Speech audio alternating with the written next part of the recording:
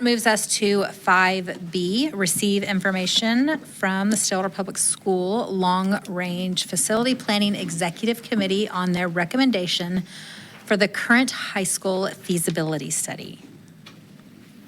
That was a mouthful, wasn't it? I'm telling, I've got more tonight. It's fine. I understand. I'm so ready. You guys have done well hanging in there. Well, I appreciate this opportunity to bring to you a recommendation from our long-range facility planning executive committee regarding the feasibility study that was completed for the existing high school building.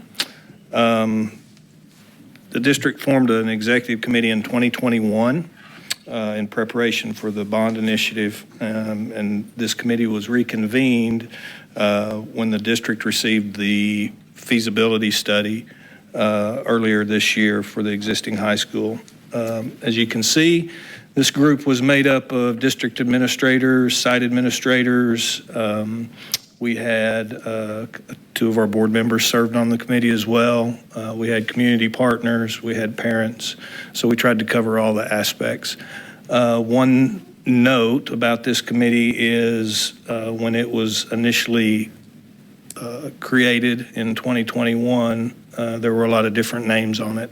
And so when we reconvened, we kept the positions consistent, but obviously there were different individuals that were filling those positions now than maybe what we had initially. In June of 2024, the district engaged with 505 Architects to complete a study and provide a final report on the feasibility of repurposing the existing high school facility. Points of consideration were the current maintenance status of the building, classroom sizes, and obviously a budget that was available. The 2023 bond did not provide funding for renovation of that existing building. And so we had to determine if we were going to repurpose that, what that might look like. In January 2025, 505 provided the final report, and the long-range executive committee was reconvened. The committee met over 3 months to review and analyze the different options available and the costs associated with each. The committee was tasked with reviewing the possible scenarios for the feasibility of repurposing the current high school facility. Considerations that the committee looked at were the cost and practicality of updating that current facility. And after analyzing the scenarios, the committee was directed to develop a recommendation for this evening's presentation to you, the board, for consideration.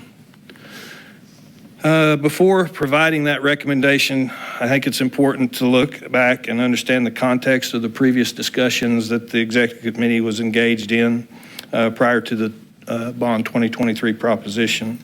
From March 2021 through December of 2021, the executive committee developed goals and objectives that they would work on and form key focus groups that fell underneath the executive committee to provide recommendations up through that then were brought to the board for consideration.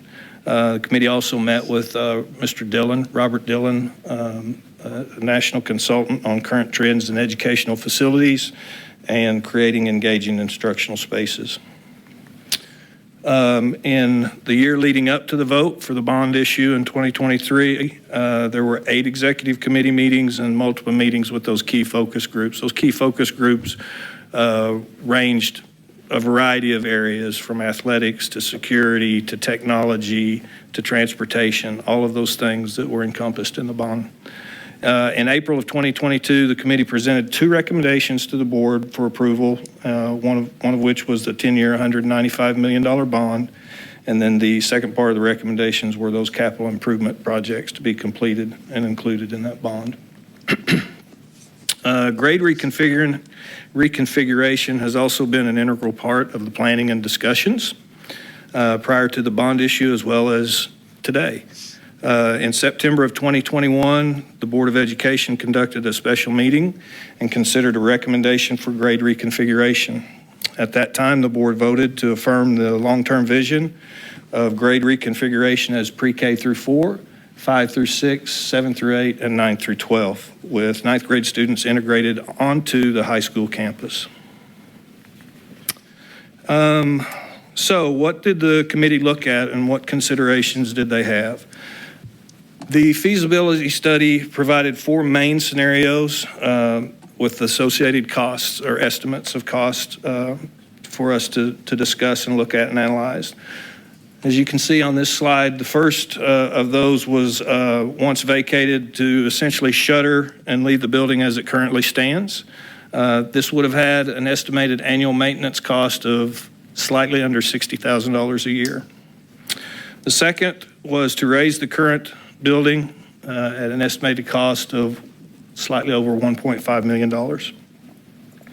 The third consideration was to complete only deferred maintenance on that facility, which would have only really involved replacement of roof and mechanical systems. And this would have come at a cost of approximately slightly less than $8.5 million. This didn't have any allowance for updates or refreshing of the interior. This was simply roof and mechanical. Finally, the option of completing a renovation was considered, a complete renovation. This would also include the deferred maintenance, so that cost was included with this, with additional expenditures for refreshing of interiors and updating the building to meet current codes. Once we start moving on the interiors and start addressing things, then we trigger a lot of different things that we have to bring up to today's codes. The cost for this was currently estimated at slightly over $33 million. Additional information that was part of that report or that study were regarding costs for if we wanted to add additional classrooms to the new construction, and that was around $1.7 million for 2 classrooms, or the estimate of what it would cost to construct a new standalone facility, and this was slightly over $53.5 million.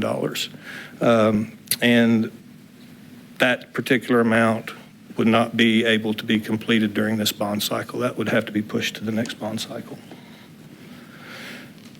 This slide is provided to show you what those existing campus structures are and some dates associated with some work or initial construction. As you can see, the hash marked area is that existing high school instructional building with the that extension in red up above it being the additional wings, the second story wing as well. You can see that that building was initially constructed in 1960. That second or that 2-story section was built in 1963, which at the time that it was built to integrate 9th graders into that campus and into that building. There were renovations done in 1993 and 1996 to enclose the courtyard, and then there was some work done on the exterior. You can also see the other surrounding buildings and dates associated with construction or renovations that were done there. So, with all of that information, I am bringing to you the recommendation from the Long Range Facility Executive Planning Committee for the demolition of the current Stillwater High School building. The committee believes that this is the most fiscally responsible step, and this aligns with the initial findings and recommendations of that executive committee.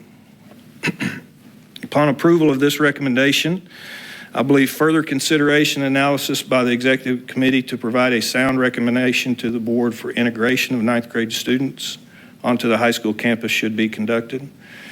We do know that the capacity of this new building would allow for this integration. Initial and broad discussions with Director of Secondary Education, Ms. Moore, and Principal Howell. We've had some of those to discuss that at a very high level. We haven't dove into the weeds quite yet, but that is something that we are prepared to do if the board so chooses. We do have a scheduled meeting with that executive committee on May 29th. We're going to be receiving a recommendation from that athletics key focus group as they have been meeting on that phase 1 portion of the capital projects for athletics as we're moving forward on that and the planning for that. So with that, I appreciate the time and I'm happy to answer any questions you guys may have. Just want to give a little bit of background that this is taking action on the demolition, excuse me, of the old high school building. So, invite everyone to ask questions of Mr. Gamble. And that is correct. And just, maybe I should go back here. Just to be clear, we're only, the demolition would not include the existing field house. It would not include the PAC. It would include that initial instructional building, as we kind of refer to it, the academic portion of the building. I'd personally love to give Mr. Howell the opportunity to talk, leading that building and the instructional approach of that building. And I'd love to get your 2 cents on what your take would be for us as we consider this.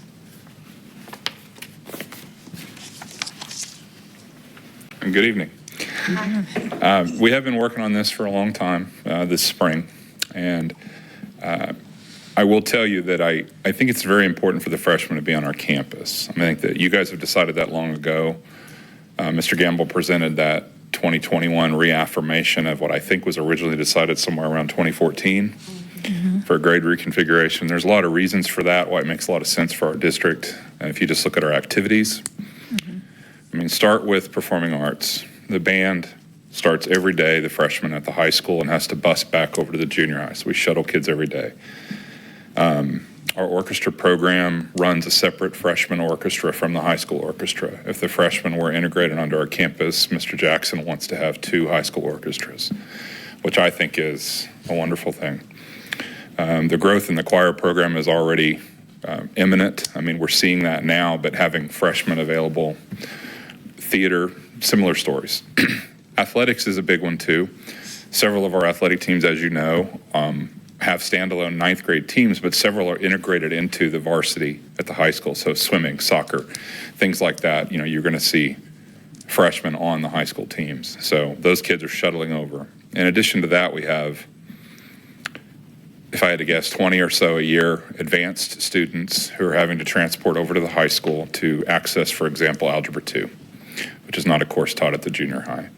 Because of proficiency testing, they have worked their way into that ability. So having them near us or on our campus, I think, has been a priority since 2014, to be honest. By the board at the time, thought that was important. You guys reaffirmed it in 21. And so I see that, Dr. Baker, as something that we need to have.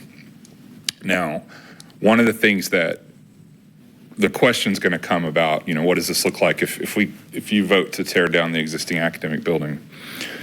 As Mr. Gamble said, fiscally, I think that as a member of the committee, my personal opinion is that's the absolute best decision.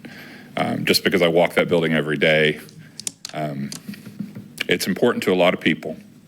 The high school's a great place, but when I have reunion tours and people from long ago, they want to see the high school, and I understand that nostalgia.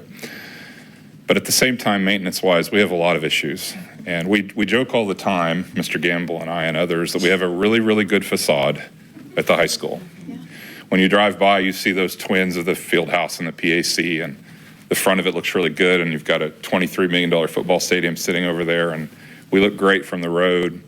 When you look a little closer, we have a lot of challenges. And so when you look at options as he outlined, you know, one of the options was wait, build a 9th grade center, okay?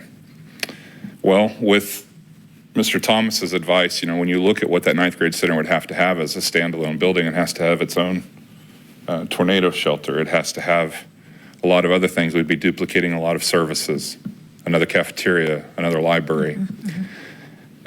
The costs are very, very high. So to me, integrating them in is the way to go. And I would be remiss if I didn't admit to you, because Roberta and Rachel were on the committee when this was first proposed. I was pretty vocal about it in February, just because the change element is there. And the capacity of this new building is, Brian told us a week ago, is actually just over 2,000, I think. It was 1940 something, but 1960 with the 28th one. Okay, so I just want to make sure everybody understands that's 100% capacity of all classrooms all time. So right now we have 4 periods a day. You have a teacher on a planning period for 1/4 of that time. Mostly, they're in that class alone on their planning period. So in order to have that capacity of 1,960, we would have to do some sharing of spaces. And that is going to be a challenge, but it's one that we can overcome. And we're working on that now, trying to program the space. We have roughly 60 teachers. I've gotten an estimate, received an estimate from the junior high on the approximate number of freshman faculty that would come. And it's in the neighborhood of 20 to 25. I mean, that's very general. So we're looking at programming 80 to 85 teachers into these existing spaces. Well, we don't have 85 classrooms. Okay, so in some departments, if I go too long, Dr. Baker, just tell me to knock it off. But in some departments, English is a great example. We have 8 English classrooms, and conceivably with the freshman teachers coming over, we'd have about 10 teachers total. So what that will probably look like would be 8 people have their own room and a couple of people float on other people's planning periods. And that requires space for the people that are displaced. But thankfully, our design includes some of that now. We have 7 offices built into the teachers' lounges that are small offices. You can close the door. They're no one's office. They're kind of put and take offices, I refer to them. There's a desk space. There's a docking station for your Chromebook. There's a phone. You can close the door and make a private phone call to parents. You can have time to work if you're not allowed to be in your classroom. So we're also looking at some options for maybe adding some more of those spaces. So we're ahead of that in some respects. We have some spaces. It will take some flexibility, but our teachers are really good at that, and we can do that. I think when you just look at it objectively, you look at the past recommendations of the board, there's a lot of people, a lot of very smart people that believe our freshmen need to be integrated into the high school experience. As a former junior high administrator, I'll tell you that it's very difficult. Dr. Swanson would probably agree at times to convince 9th graders at the junior high that they're part of the high school. He was a principal for a long time. There was my boss at the time. They just don't get it sometimes that transcript is important. Having them near us and with us, I think, is vital. So when I look at it, I do agree it's going to be a challenge. We're going to have to share some spaces at times to pull this off until maybe down the road, another bond, you add a little bit of space to this high school if we could figure it out. But for now, that's kind of the way I look at it. I think that in some other departments, for example, we have 3 art teachers, and conceivably we might get a 4th when the freshman teacher comes over. So we have 3 beautiful art spaces, and if we put those 3 teachers on 3 different planning periods, then we have a spot for that 4th teacher to teach throughout the day. So these are the way we can manage and program the space. So it is possible to do. It's just going to require some flexibility. I appreciate that. For me, we're voting, but that's just a formality. Like, I want to know what the real recommendation of the committee is. And I think we all talked about when we come out of the long-range planning committee, I want that to be a commitment from that committee that everybody on that committee agrees. So when we accept this recommendation, I just want to make sure that it doesn't come out later, well, we weren't able to share our perspective, or this isn't really what I thought. I just want to make sure the district feels good about and that the long-range committee, when I vote for this, I'm assuming this is what that committee wants. Me, Ward 5, I just think it's known, like, to describe, I'd love to hear, to describe that the high school's packed. I think we all know that because of block schedule, the high school's not packed. The high school's quite empty, actually. So when I walk through the high school in the afternoon, it can be a bit of a ghost town. There can be halls with not many kiddos there. We're pretty quiet in the hallways, that's true. And they're at dual enrollment, and we have block schedule, and we have coaches with planning periods. So the concern I have to the board is I'll be voting to demolish the high school, because if we can manage our master schedule, we just don't have the luxury of inefficiency and having a whole lot of big buildings with classrooms that are empty. So I just think the high school, we're very committed to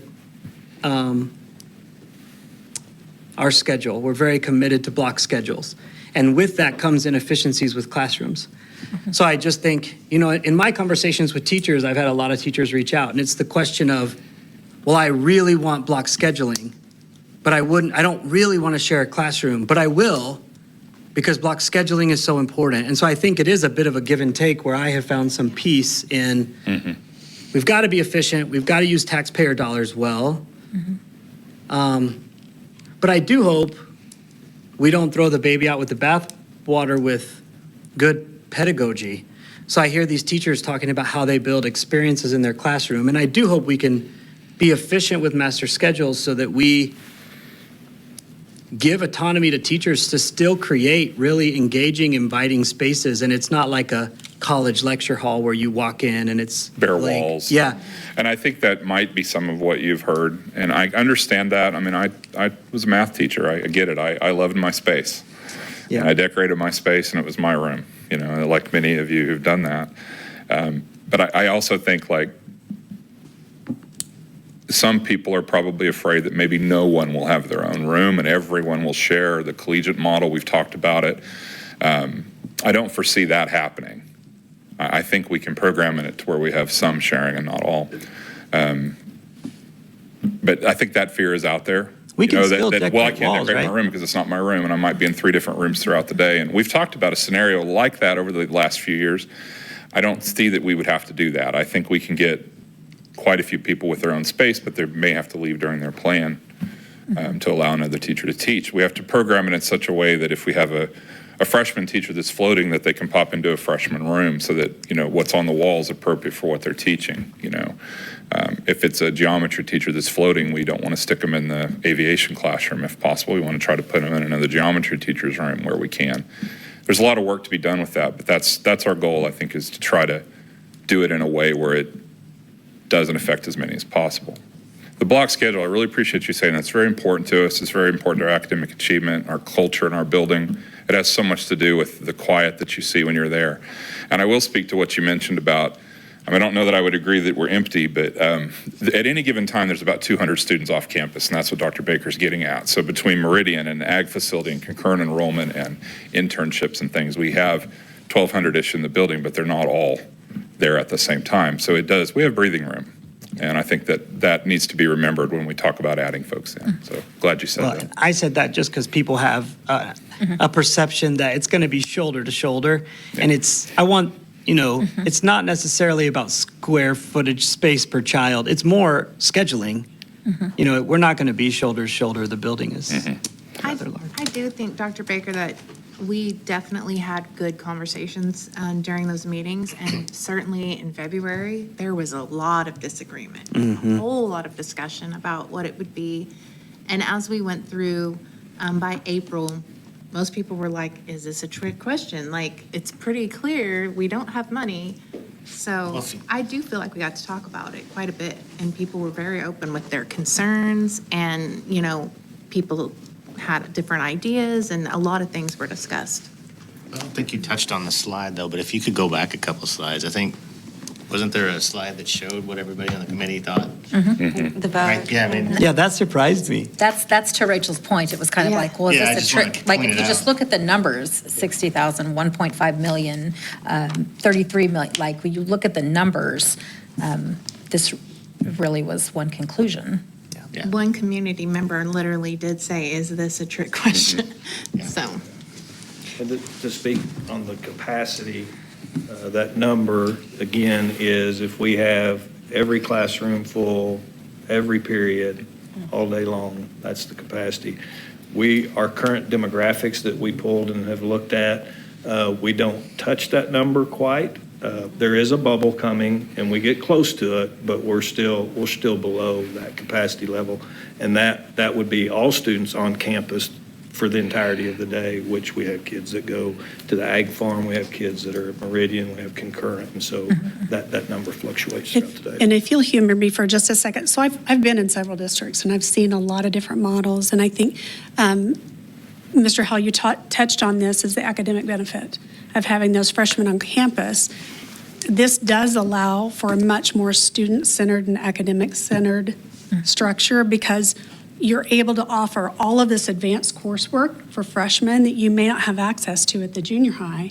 And adversely, students who may make poor choices their freshman year and need a little do-over, then we can provide that at the high school campus, where currently we can't do that. So to me, it's much more academic, student-centered to be able to have the freshmen up there with them. And they realize, this is our high school transcript.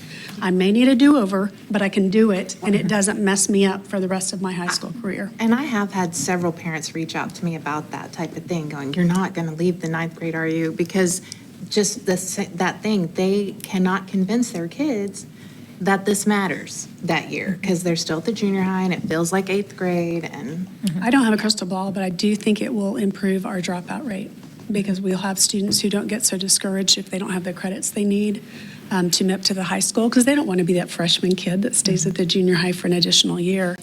But giving them that second chance at the high school, I think, will be hugely beneficial. Any other questions for me? I'm happy to answer. Thanks for You're welcome. getting up there. I just, Very much. you know, it's a big decision. I want to make sure that you're excited about it and nothing else we need to consider or. Oh, I am. I think this will go very well. It's change. It's uncomfortable sometimes. We all know that. But it's something we can manage. And I told somebody the other day, this is a problem we can work.